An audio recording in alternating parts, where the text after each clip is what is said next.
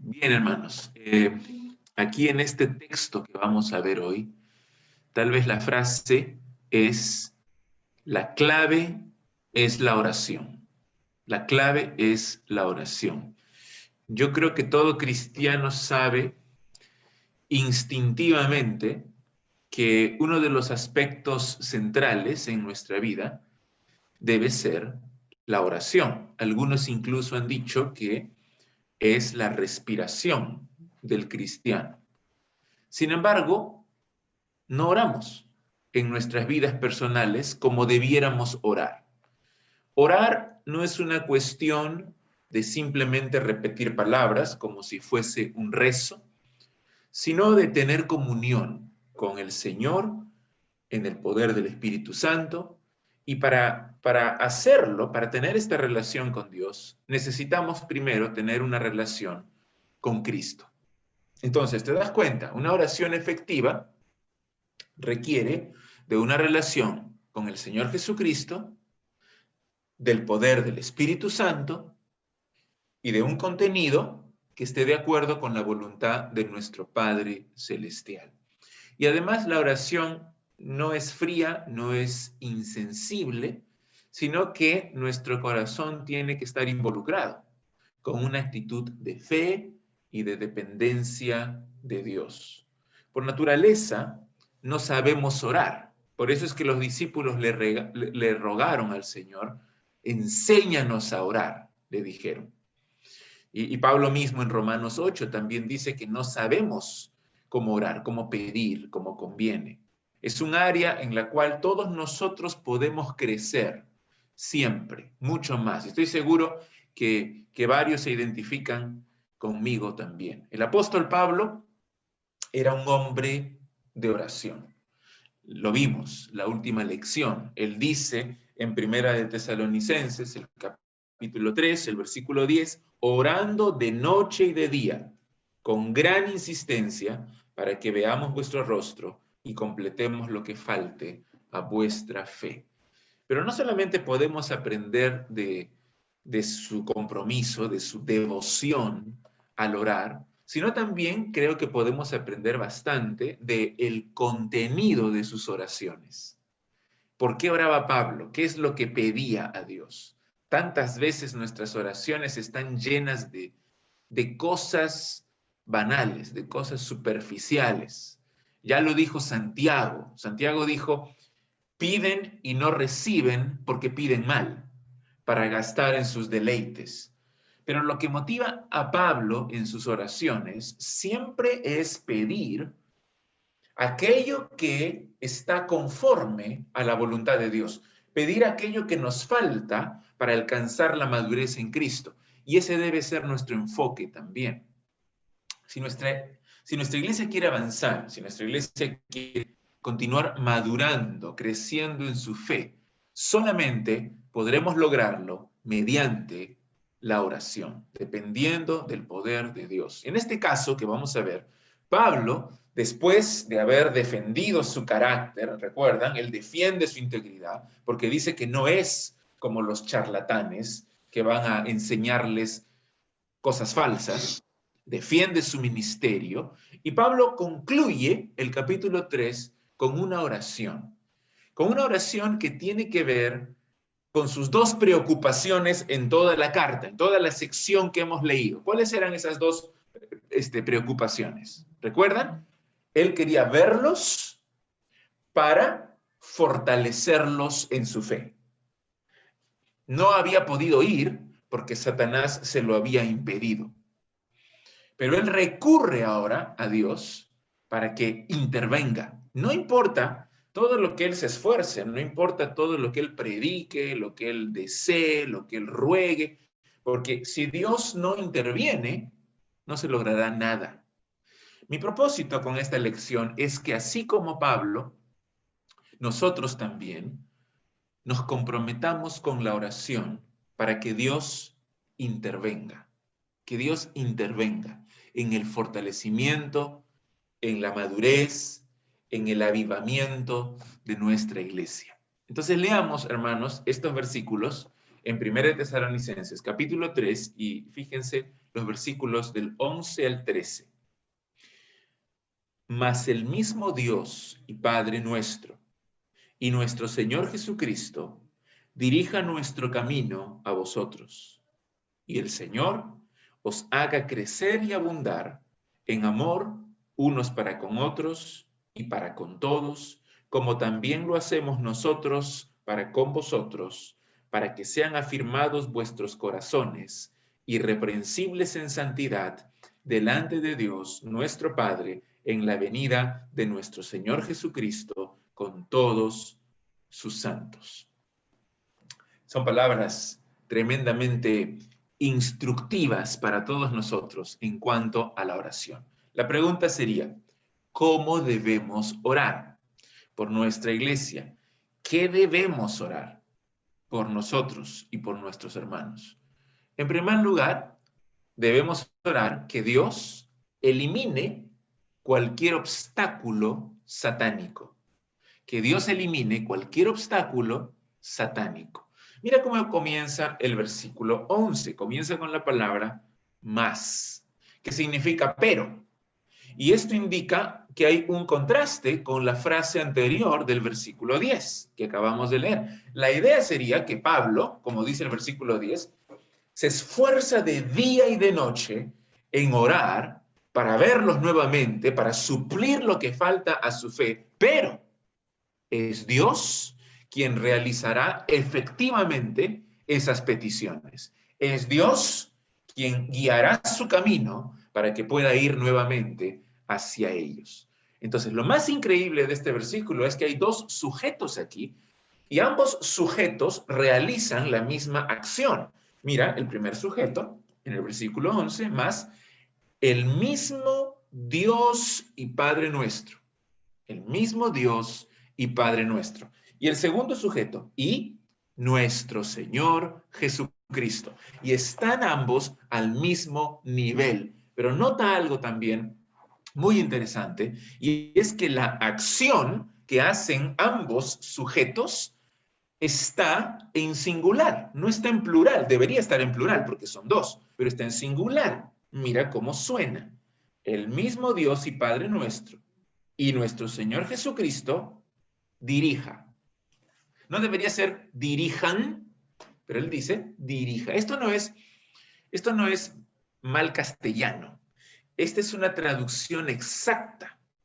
Pablo ve al Padre y al Hijo como uno, pero al mismo tiempo distingue entre ellos y muestra aquí dos personas diferentes.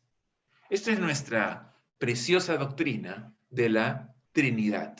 Hay una relación íntima entre el Padre y el Hijo.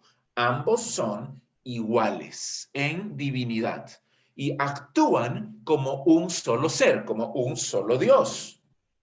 Pero también Pablo ve al Padre y al Hijo como dos personas diferentes, con el Espíritu Santo, tres personas diferentes, pero un solo Dios. Ahora, Pablo aquí no explica, porque él no está enfocado en enseñar la Trinidad en este texto, pero asume que así es. Desde el primer versículo, incluso, en 1 Tesalonicenses 1:1, dice Pablo, Silvano y Timoteo a la iglesia de los tesalonicenses en Dios Padre y en el Señor Jesucristo. Otra vez, ambos juntos. Gracia y paz sean a vosotros, de Dios nuestro Padre y del Señor Jesucristo.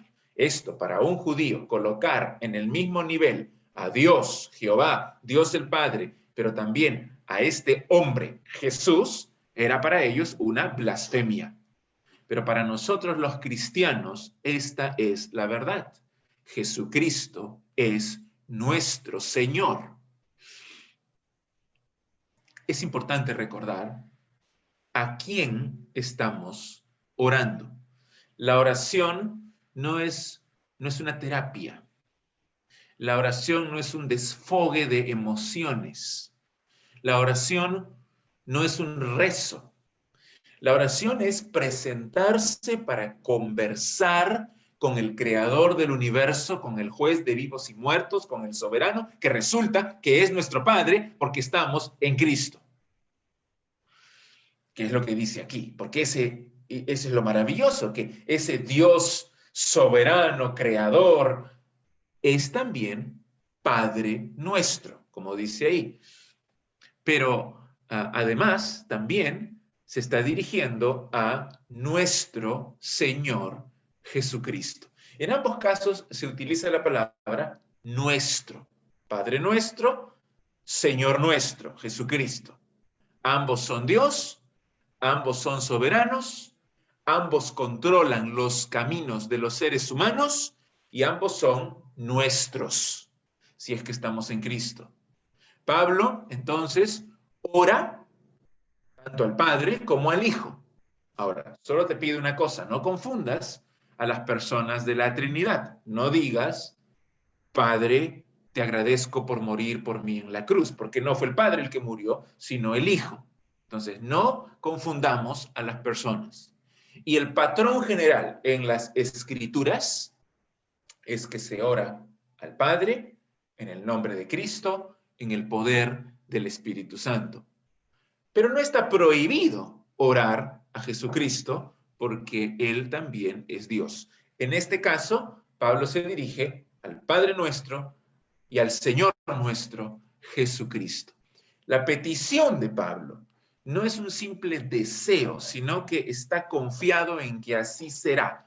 Dios el Padre y nuestro Señor Jesucristo eliminarán cualquier obstáculo en el camino.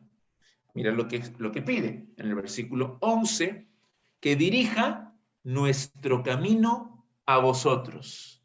Ya habíamos dicho que ese era el deseo del corazón de Pablo, quería ir donde ellos estaban, se estaba esforzando, había intentado una y otra vez llegar donde ellos, míralo, capítulo 2, versículo 17, nosotros hermanos separados de vosotros por un poco de tiempo, de vista, pero no de corazón, tanto más procuramos con mucho deseo ver vuestro rostro, por lo cual quisimos ir a vosotros. Yo, Pablo, ciertamente una y otra vez, pero Satanás nos estorbó. ¿Cuál era el impedimento? ¿Por qué no había podido ir a visitar a sus amados tesalonicenses? Es que el diablo se había interpuesto. Así que Pablo, ¿qué va a hacer?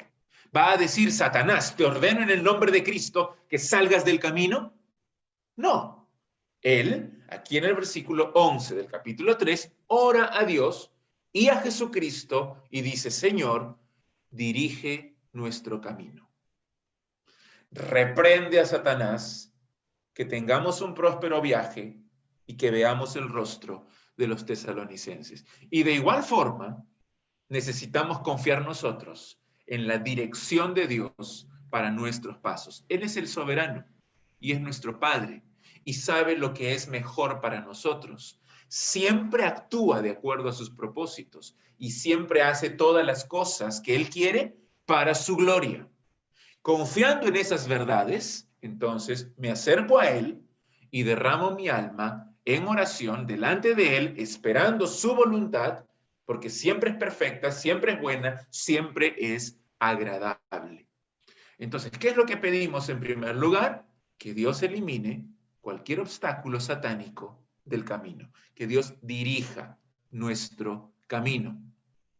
En segundo lugar, la segunda petición es que Dios haga abundar, sobreabundar nuestro amor. Mira el versículo 12 que dice, y el Señor, esta es la oración, el Señor os haga crecer y abundar en amor unos para con otros y para con todos, como también lo hacemos nosotros para con vosotros.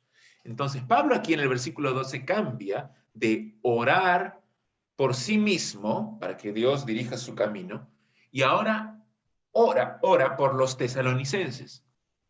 Y en este caso, la petición se refiere al Señor Jesucristo. Lo que Pablo pide se expresa a través de dos verbos sinónimos, que son crecer y abundar. Y esa combinación intensifica la idea de lo que él está pidiendo. Es un crecimiento superlativo ¿de qué? Vamos a leer otra vez, versículo 12. El Señor, Jesucristo, os haga crecer y abundar, es decir, un crecimiento extraordinario, superlativo, en amor. ¿Qué amor? Un amor específico. No está hablando aquí de amor a Dios, está hablando en amor unos para con otros y para con todos. Es cierto que ellos mostraban amor, ya lo vimos. Capítulo 1, versículo 3, dice, acordándonos sin cesar delante del Dios y Padre nuestro de la obra de vuestra fe, del trabajo de vuestro amor y de vuestra constancia en la esperanza en nuestro Señor Jesucristo. Ya tenían amor y Pablo los reconocía por su amor. Para construir una comunidad de Dios conformada por gente de diferente condición social, judíos, griegos, esclavos, libres, hombres, mujeres, niños, ancianos, para formar una congregación así, sobrenatural, una congregación extraordinaria, entonces lo que se necesita es el pegamento del amor. Es bueno orar por nosotros mismos, por nuestra familia y también orar por otras personas, por nuestra propia iglesia. ¿Para qué? Para que seamos más amorosos, para que crezcamos en amor. El Señor Jesucristo, que nos dio el mandato, Él dijo, ámense unos a otros como yo os he amado. Esa es su voluntad, esa es su orden a cada uno de nosotros. Él responderá a esa oración, porque es su voluntad.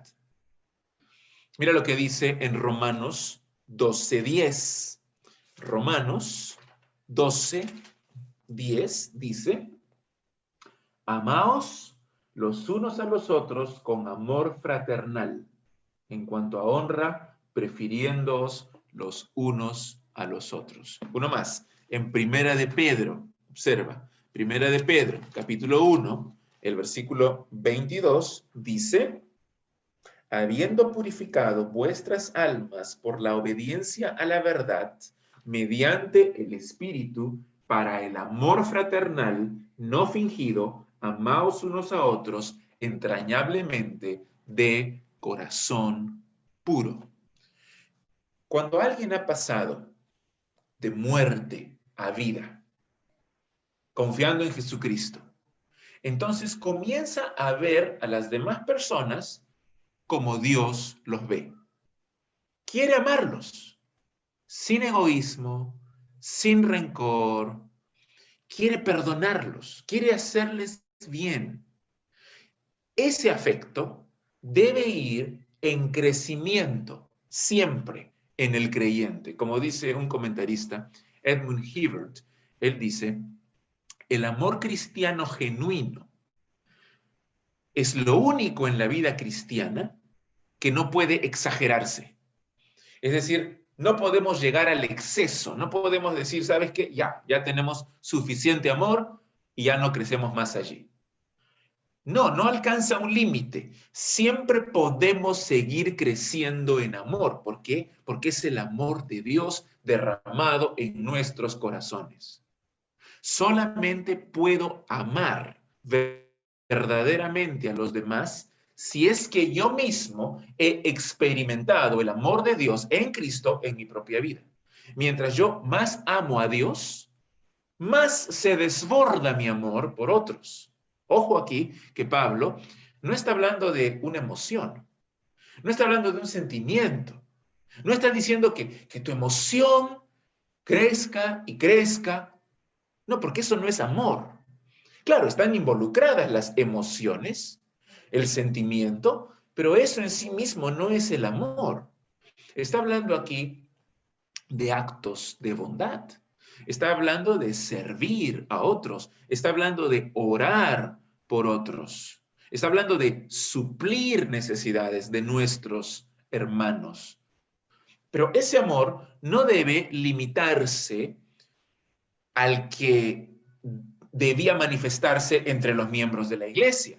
Es cierto, hay que amar a nuestros hermanos y hay que amar especialmente a nuestros hermanos, a la iglesia, porque son nuestra familia. Pero es un amor que se extiende a todos. Dice ahí en el versículo 12 que abundemos en amor unos para con otros, esto es en la iglesia, y luego dice, y para con todos, como también lo hacemos nosotros para con vosotros. Y cuando dice que abundemos en amor hacia todos, se refiere a un amor por los incrédulos que se están perdiendo, que necesitan a Cristo, y hay que compartirles aquel mensaje que les salvará para siempre. Ahora, este mandato era especialmente difícil para los tesalonicenses porque estaban sufriendo persecución de sus conciudadanos.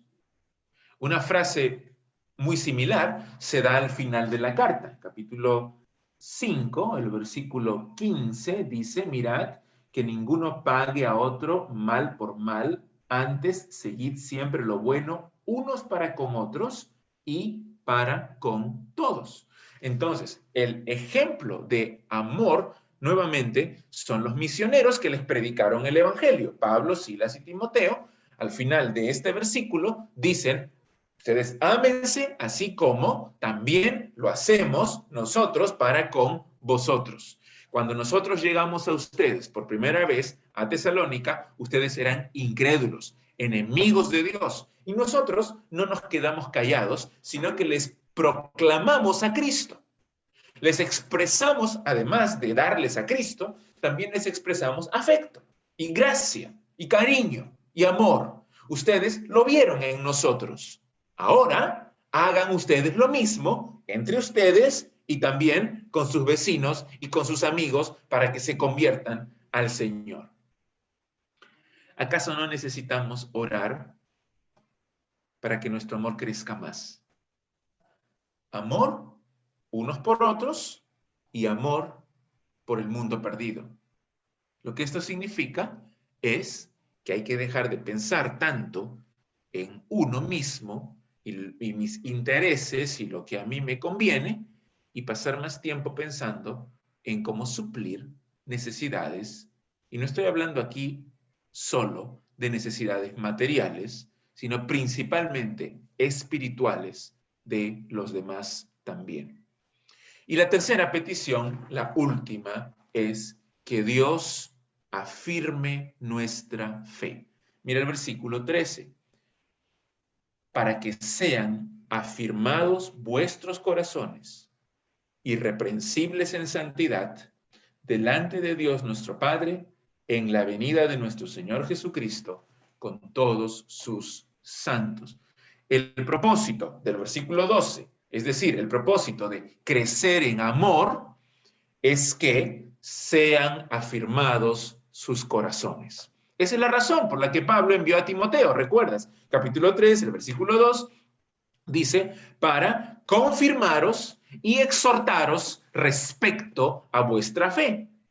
Además, era la razón también del entusiasmo de Pablo. ¿También te acuerdas? Versículo 8 del capítulo 3. Porque ahora vivimos si vosotros estáis firmes en el Señor, firmes en la fe. Si ustedes están madurando en la fe, están creciendo en la palabra, están creciendo en oración, y si se aman con amor profundo de Dios y al mismo tiempo muestran ese amor con los incrédulos, entonces aún en medio de la persecución, permanecerán firmes en su fe. Y eso produce gran gozo en el corazón de Pablo.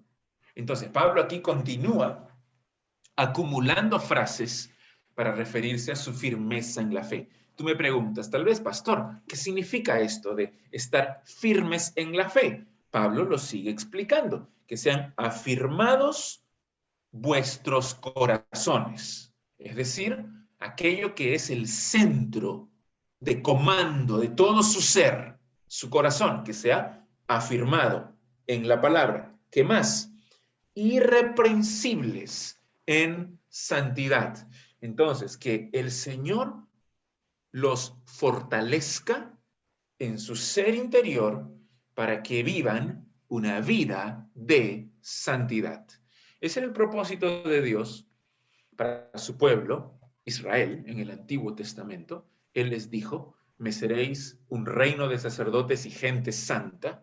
Y ese mismo llamado es para la iglesia de Jesucristo. Pablo aquí está anticipando un tema que desarrollará en el capítulo 4. El capítulo 4 dice, la voluntad de Dios es vuestra santificación, pero aquí ya lo está anticipando. Por supuesto, si crecemos en amor unos por otros y nuestros corazones permanecen firmes, arraigados en la fe, entonces viviremos en santidad, viviremos en pureza.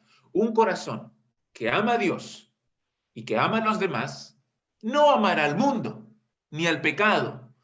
Santidad, vivir en santidad, no es legalismo, no es cumplir una serie de reglas y prohibiciones. Algunos creen que vivir en santidad es así.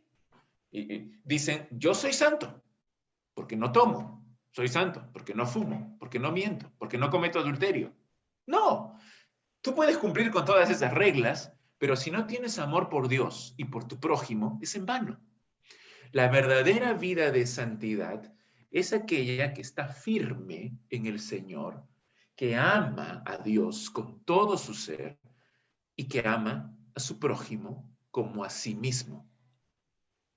Esa santidad de la cual está hablando Pablo aquí se manifestará de forma completa, de forma perfecta, cuando estemos delante de Dios, delante de nuestro Padre en la segunda venida de nuestro Señor Jesucristo, para que sean afirmados vuestros corazones, irreprensibles en santidad, delante de Dios nuestro Padre, en la venida de nuestro Señor Jesucristo, con todos sus santos.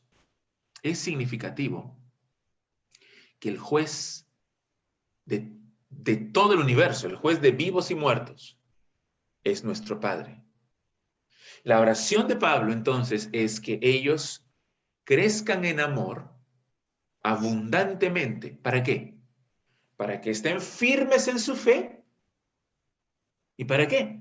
Para que en la venida del Señor puedan estar en pie, irreprensibles en santidad, delante de Dios, que no se alejen de Él avergonzados, sino que confiadamente, con gozo, lo recibas como el Rey. Él viene con todos sus santos. Aquellos que creyeron en Él, aquellos que murieron en el pasado, nos uniremos a ellos para vivir siempre con el Señor. Los santos del pasado con los santos del presente se unirán. Lo que Pablo quiere de la iglesia en Tesalónica no es simplemente en su oración, Señor, dales salud. O Señor, dales un trabajo. O Señor, que tengan buenas familias. No. Vamos al asunto de fondo, dice Pablo, que tengan una fe firme y un amor que sobreabunda para que en el día de Jesucristo se presenten delante de Él en perfecta santidad. ¿Qué tal petición? Eso es lo que queremos ver en nuestra propia iglesia. Así que oremos por eso, hermanos. Vamos a tomar un tiempo para orar. Padre Santo, gracias te damos por tu palabra. Gracias, Señor, por estas palabras de Pablo que nos enseñan, nos confrontan en cuanto a cómo debemos orar. Gracias por nuestro Señor Jesucristo, porque es en los méritos de Él que tenemos acceso a ti, Padre nuestro. Él es nuestro Señor. Por medio de Él estamos en tu presencia. Y Señor, pedimos que tú nos des esta firmeza en la fe, este amor abundante unos por otros y también por el mundo, para llevarles el Evangelio, para que en el día del Señor Jesucristo estemos irreprensibles delante de ti. Gracias, Padre, porque tus propósitos y planes son siempre perfectos. Y pedimos también que tú reprendas al enemigo y que dirijas nuestro camino para crecer más en la fe. Pedimos eso por nuestras vidas individuales, por nuestras familias, por nuestra iglesia también. Te lo rogamos en el nombre de Jesús. Amén.